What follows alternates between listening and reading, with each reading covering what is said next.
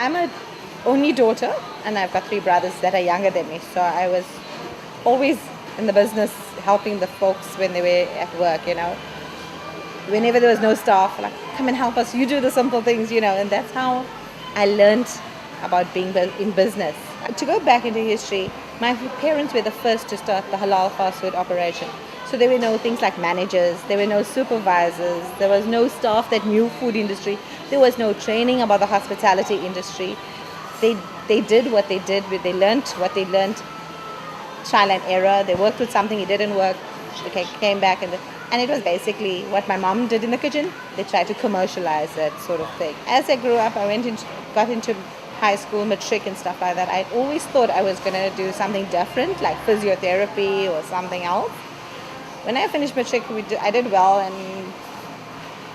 I thought, okay, what am I going to do? I didn't get accepted for physiotherapy. There was a quota system, and everyone thought, okay, you're a typical Indian, you must go back and do sewing and dressmaking and Indian things, And I went to do an aptitude test, and I realized I didn't know the front borders from the back borders because I never learned things like that. So I came out of there, and I just saw this big sign saying hotel and catering school, and I walked in.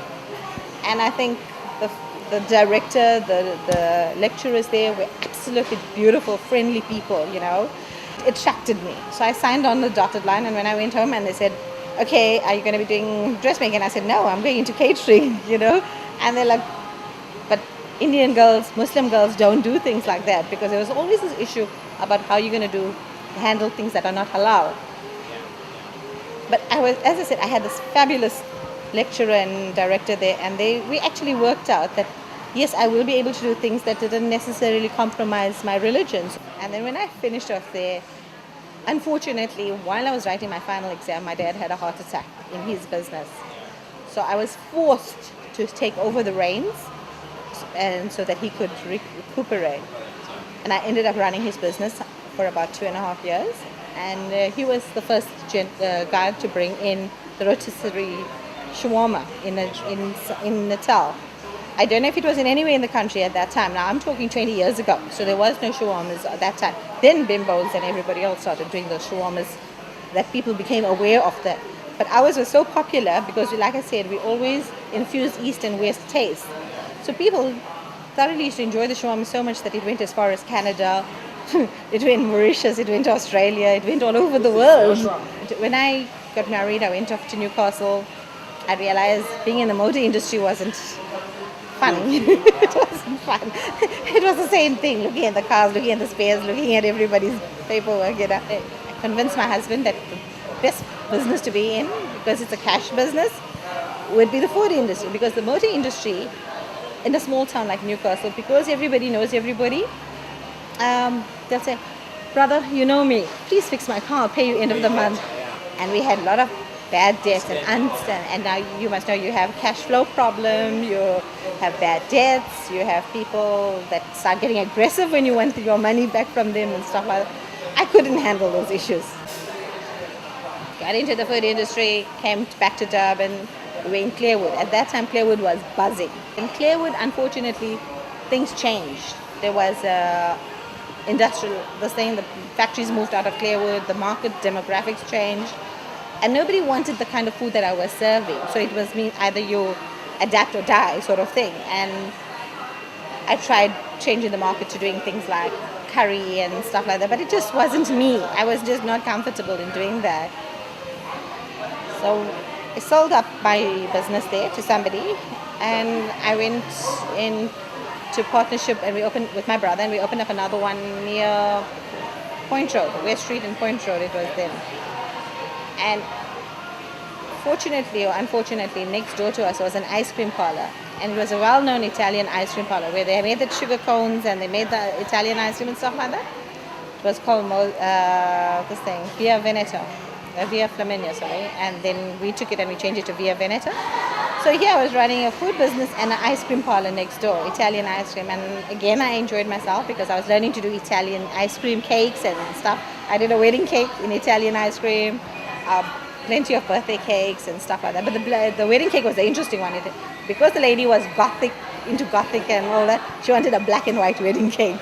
So try making Italian ice cream in black and white was a challenge. But I think I enjoyed that challenge, to do something different that nobody else was doing at that time. And unfortunately, my brother and I had a fallout. That partnership wasn't working out because we had different ideas about how to run business. I love being innovative. I love changes. I love moving with trends. And they have a problem with some of the ideas. We were clashing. So I said to him, look, whilst we are on talking terms, and while we can still sit at the same table at my parents' house, let's call it a day. I go my way, you go your way in business, so that when we meet at the table, we can not one walking out and one walking in sort of thing, So we amicably parted. When people don't share the same ideas and the same passion, it's very hard to have them on board the same ship. You clash. What's their priority and what's your priority are not always the same. That's when we started Kiki's at that first year in Pavilion. And as I said, and the worst thing was that it was unknown. Nobody knew who was Kiki's, what was Kiki's, what did it mean? That's the first question. What does it mean? And I said to him, it doesn't mean anything. So why did you pick Kiki's? And I said, because I like the name. I just saw it somewhere one day in a magazine long time ago, and I just thought it stuck in the back of your brain. And when we were looking for a name for a business, we wrote a list of potential names. And I promise you, I kid you not, 54 names on that list. I still got a list somewhere.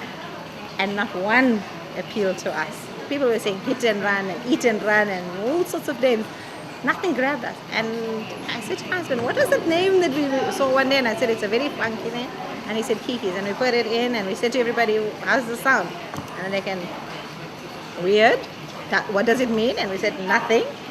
What does it stand for? Nothing. So I asked them, what does Wimpy stand for? Do you know? No, they don't know what Wimpy stands for. So I said, why does a name have to stand for something? It must be so funky that you remember it. It must be wacky that you can't forget it. And it must be short. So it's easy to remember, easy to carry on everything else. If you want to do packaging, you want to do anything, you need to have a name that doesn't go